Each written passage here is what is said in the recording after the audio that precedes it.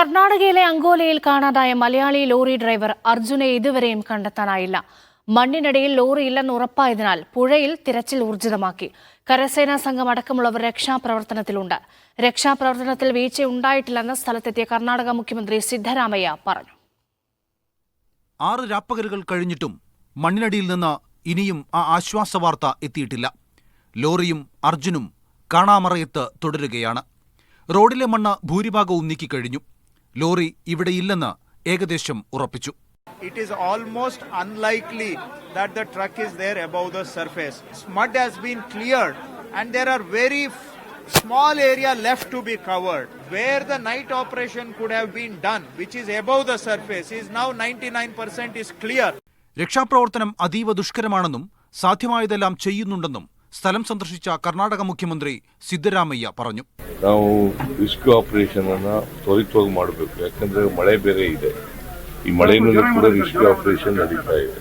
ನಾವು ಯಾಕೆ ತಕ್ಷಣ ಬರಕ್ಕಾಗಲಿಲ್ಲ ಅಂದ್ರೆ ಅಸೆಂಬ್ಲಿ ನಡೀತಾ ಇದ್ದರಿಂದ ಹೊತ್ತು ಬರಲಿಕ್ಕೆ ಆಗಿದೆ. രാവിലെ 6 മണിക്ക് തന്നെ തിരച്ചിൽ ആരംഭിച്ചിരുന്നു. NDRF, SDRF, പോലീസ്, ഫയർഫോഴ്സ് സംഘങ്ങളുടെ നേതൃത്വത്തിലായിരുന്നു തിരച്ചിൽ. 2 മണിയോടെ കരസേനയുമെത്തി. നാവികസേനയുടെ പ്രത്യേക സംഘം പുഴയിലും തുടർന്നു. ISROയുടെയും NITയുടെയും സഹകരണവുമുണ്ട്. Kozhikode MP MK രാഘവനും Manjeshwaram MLA AKM അഷ്റഫും അപകടസ്ഥലത്തെത്തി. 90% പൂർത്തിയായി പറഞ്ഞു. 10% ബാക്കിയുള്ള സാധ്യത മിക്കവാറും പുഴയിലാകാനും സാധ്യത കൂടുതൽ. അർജുന് പുറമെ 2 അങ്കോല സ്വദേശികളെയും കണ്ടെത്താനായിട്ടില്ല. മീഡിയ 1 അങ്കോല. കൂടുതൽ വിവരങ്ങൾ നൽകാൻ ഷെഫീഖ് നസ്രുള്ള ചേരുന്നുണ്ട്. ഷെഫീഖ്, മണ്ണിനടിയിൽ നിന്ന് യാതൊരു വിവരവും കിട്ടാത്ത സാഹചര്യത്തിൽ ഇനിയിപ്പോൾ എന്താണ് അവിടുത്തെ സർക്കാർ സംവിധാനങ്ങൾ ആലോചിക്കുന്നത്? തെരച്ചിൽ ഏത് തരത്തിൽ നടത്തും?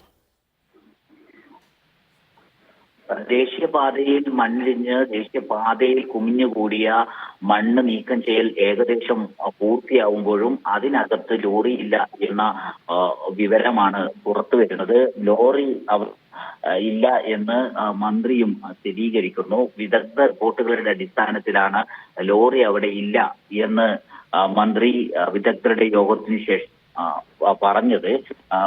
ഈ ലോറി കരയിൽ മണ്ണിൽ അകപ്പെട്ടു എന്ന സംശയമാണ് ഉണ്ടായിരുന്നത്. അത് ശക്തിപ്പെടുത്തുന്ന സ്വഭാവത്തിൽ 2 തവണ റഡാറിന്റെ സിഗ്നലുകൾ ലഭിച്ചിരുന്നു. റഡാർ സിഗ്നൽ ലഭിച്ച ഭാഗത്ത് തന്നെയായിരുന്നു ലോറി ഏറ്റവും അവസാനം അതിന്റെ ലൊക്കേഷൻ കാണിച്ചിരുന്നത്. ഇത് വലിയ പ്രതീക്ഷ നൽകിയിരുന്നു. ലോറി ഈ മണ്ണിനടിയിൽ തന്നെ ഉണ്ട് എന്നൊരു പ്രതീക്ഷയായിരുന്നു. അതിനുവേണ്ടിയായിരുന്നു ആളുകൾ കാത്തിരുന്നത്. പക്ഷേ മണ്ണ് പൂർണ്ണമായും മാറ്റുമ്പോഴും ലോറിയെ കണ്ടെത്താനാവാത്തത് വലിയ പ്രയാസമുണ്ടാക്കുന്നു. ഇപ്പോൾ കർണാടക സർക്കാരിൽ നിന്ന് മനസ്സിലാവുന്നത് ഈ ലോറി ഒഴുകി പുഴയിലെത്തിയിരിക്കാനുള്ള ഒരു കണക്ക് കൂട്ടുന്നുണ്ട്. പുഴയിലും കൃത്യമായ തിരച്ചിൽ നടത്താനാണ് നിർദ്ദേശം നൽകിയിട്ടുള്ളത്. നാവികസേനയും അതോടൊപ്പം തന്നെ ആർമിയും ഈ തെരച്ചിലിൽ പങ്കാളികളാവുന്നുണ്ട്. നാവികസേനയുടെ നേതൃത്വത്തിൽ പുഴയിൽ കഴിഞ്ഞ ദിവസങ്ങളിൽ തന്നെ തെരച്ചിൽ നടത്തിയിരുന്നു. പുഴയിൽ നടത്തുന്ന തെരച്ചിലിന് വലിയ തടസ്സമുണ്ടാക്കുന്നത് പുഴയിൽ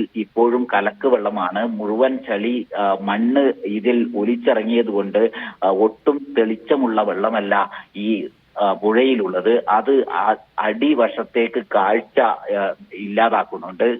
എന്തെങ്കിലുമൊക്കെ അകത്തുണ്ടോ എന്നത് കാണാൻ കഴിയുന്ന ഒരു അവസ്ഥയിലല്ല ഈ പുഴയുള്ളത്. പുഴയിൽ നല്ല ഒഴുക്കുണ്ട്. ശക്തമായ ഒഴുക്കാണ് പുഴയിൽ അനുഭവപ്പെടുന്നത്. ഇതും തിരച്ചിലിനെ ബാധിക്കുന്നുണ്ട്.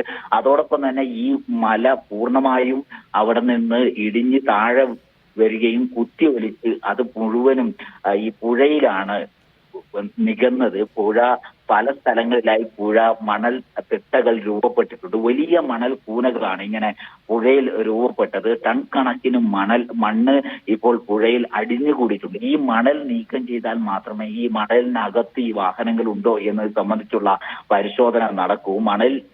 പുഴയിൽ നിന്ന് മണ്ണ് നീക്കം ചെയ്യുക എന്നത് ഉള്ള ജോലിയാണ്. എളുപ്പത്തിൽ അങ്ങനെ മണ്ണ് നീക്കാൻ കഴിയുന്ന ഷെഫീഖ് സൂചിപ്പിച്ചതുപോലെ വളരെ ദുർഘടമായ സാഹചര്യമാണ് ഇനി മുന്നോട്ട് തെരച്ചിലിനായിട്ടുള്ളത്.